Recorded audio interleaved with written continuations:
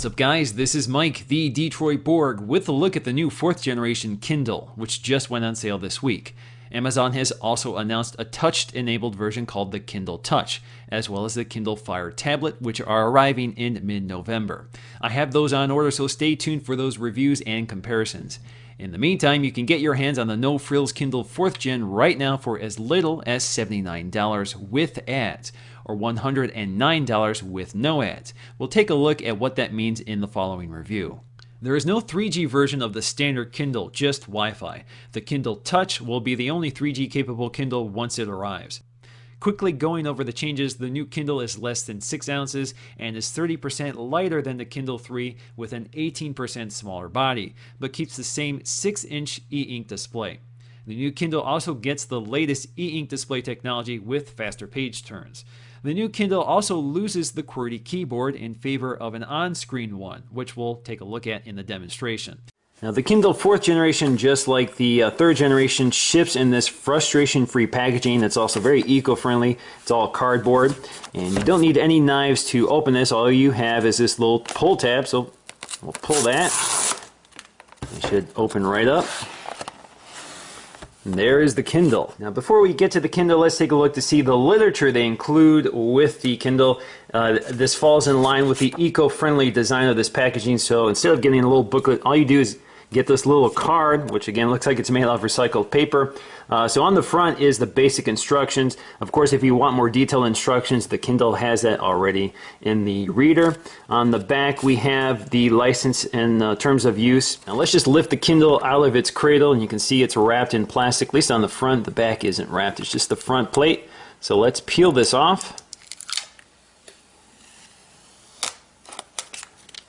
There you go. And let's put that aside and take a look to see the cable they included.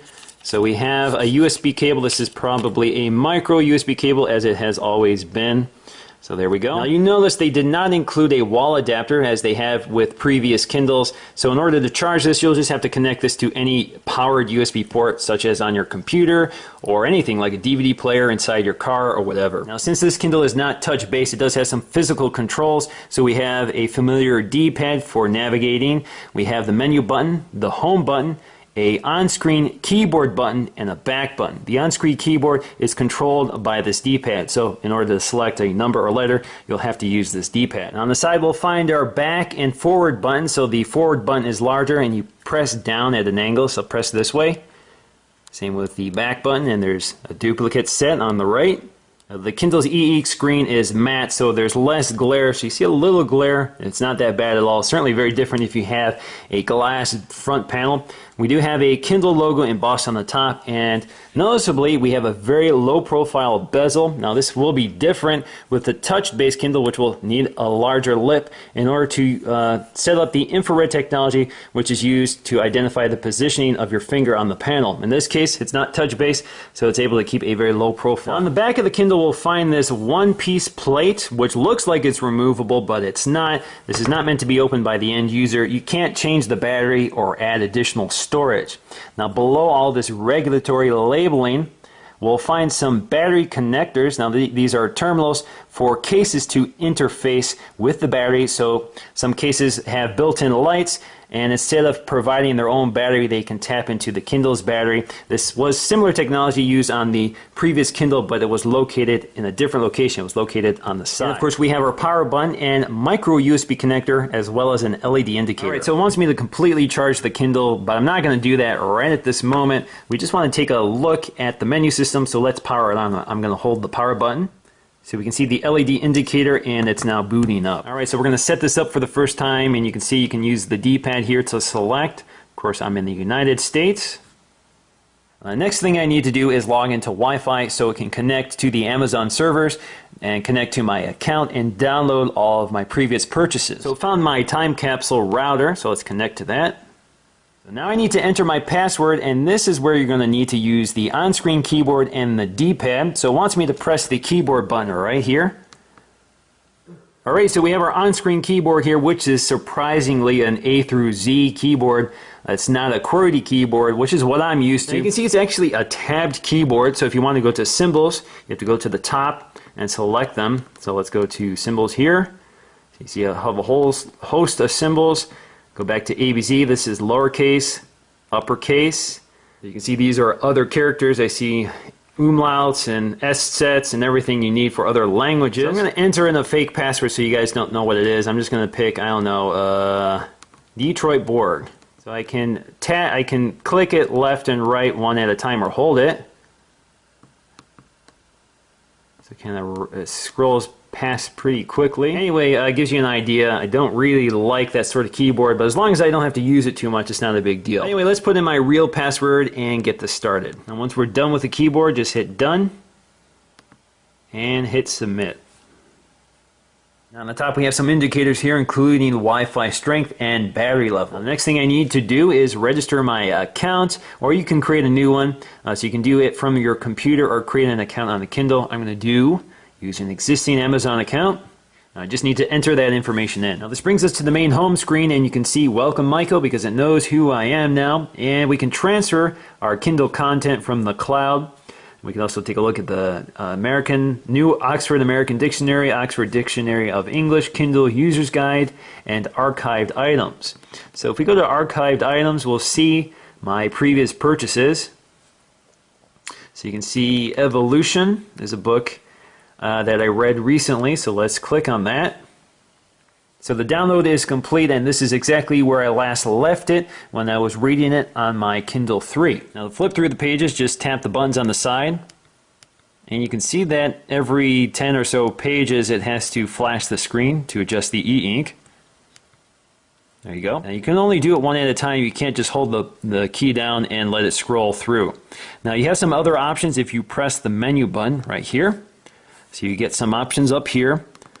So you can go back to the Kindle store, change the font size, which is what I want to try out here. So you can see you can select through a number of font sizes, and it previews in the background.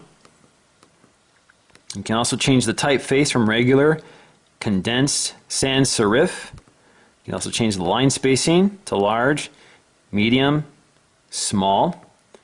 Words per line to default, fewer, or fewest. You can also change the rotation to portrait, landscape with the keypad on the left, portrait upside down, and landscape with the keyboard on the right. So let's do that one. You can see now you're in landscape mode. So of course there is no accelerometer, it won't do it automatically. And when you press the D-pad while you're reading text, a cursor will appear, and you can see it at the top, and you can navigate around the page, and as you do so, a definition will appear. So let's go to languid. So languid, of a person, manner, or gesture displaying or having a disinclination for physical exertion or effort. Now if we want a broader definition, just press the center key. And now we have some other options so we can see the full definition, start a highlight, create a note, or cancel. Let's see the full definition. It should bring us right to the dictionary. So there's the full dictionary definition. In order to get back to the book, just press the back key. So you're back to your book. You also have the option to go to a specific page, which you can enter here. So either the page number or a location, which is Amazon's proprietary way of indexing pages. You also have the option to sync to the furthest read page. So if you start going back into the book, you forgot where you left off, this will take you there. We also have a book description. We can search this book, so if we can search specific text.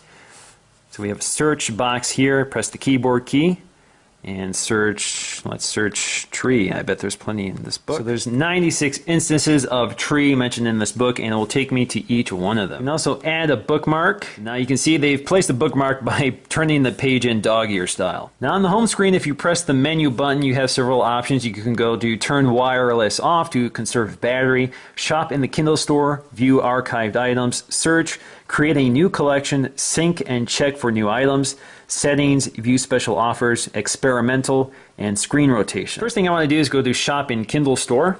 Now here I can browse by books, newspaper, magazines. I can go to their featured items and things to try. So let's just pick the detachment and we can buy. So you can see the Kindle price is $5.99, or you can try a sample or add to wish list. Click buy. Don't really want to buy this, so let's go to try a sample. So the sample is downloading and will appear on my home screen once it's done. So you can see at the very top we have the detachment by John Rain. So let's click on that. So it's not that many pages, it's just the first 10 or so pages of the first chapter. Now if we go to search, we have several options here. Let's type in Apple. So we can search My Items, the Kindle Store, Google, search Wikipedia, or search Dictionary, or go to the web, which will bring up a web browser. So let's just search the Kindle Store for now. So there we go. We have several books, and if we click OK, we can take a look. If you want to buy that, it's only 99 cents. Click OK. Brings up the book, and it will download the item to my home screen. So if we go to Home, there it is. So we have some cover art, and we can start reading. Now let's skip down to experimental. This is where you can load the web browser. So basically we have a web browser here with an address bar, a back button, a reload button. And it's pretty rudimentary because you don't have a mouse or a touch screen, so you have to move this cursor around.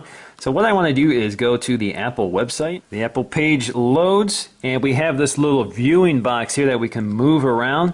This is basically a magnifier, so if I want to zoom on this section, just press the OK button, and it zooms up. Now to get out of that, you just press the back button. Zooms back out and basically reloads the page. Because this is the subsidized, cheapest Kindle, this does come with ads, so you see some ads posted on the home screen. Now to power down the Kindle, all you have to do is hold the power button, and it shuts down. Wake it back up, just press the power button, hold it for a few seconds. There you go. Now, taking a look at the Kindle 4 versus the old Kindle 3, you can see there's a huge difference in size. There's a big area here for the QWERTY keyboard, and this just has the small area for the physical D-pad and the menu buttons. But you can see that the screen size is the same. These are both 6-inch e-ink screens, so there's not a big difference there. This feels quite a bit heavier than the Kindle 4. It's not like this felt heavy to begin with, but this certainly feels very lightweight. Now they appear to be about the same thickness, not a big difference there. On the back you see that the Kindle 3 had speakers, the Kindle 4 does not. The Kindle 3 also had a headphone jack, and the Kindle 4 does not. So on the bottom of the Kindle 3 you see you have a volume controller with a headphone jack, an LED indicator, the micro USB port, and a power slider. The Kindle 4 is much simpler, just with the micro USB connector, an LED indicator, and a power button. Now, it's also interesting to point out that the buttons on the Kindle 3 are actually used on the Kindle 4. There's just fewer of them, but they have the same design, including the same design for the D-pad. Now to test the difference between these two displays, the Kindle 4 versus the Kindle 3, we're just going to turn some pages here. So we're going to go forward. Now the big difference here is that the Kindle 3 has to refresh the entire screen, has to flash the entire screen every time you turn a page. The Kindle 4 only has to do it every 10 or so pages. But you can see the speed is about the same overall. Overall, I'm very impressed by the new Kindle. At $79, it's an unbeatable price for a superb e-ink screen in the lightest and cheapest e-reader on the market, which is backed by Amazon's unbeatable selection and seamless cloud syncing.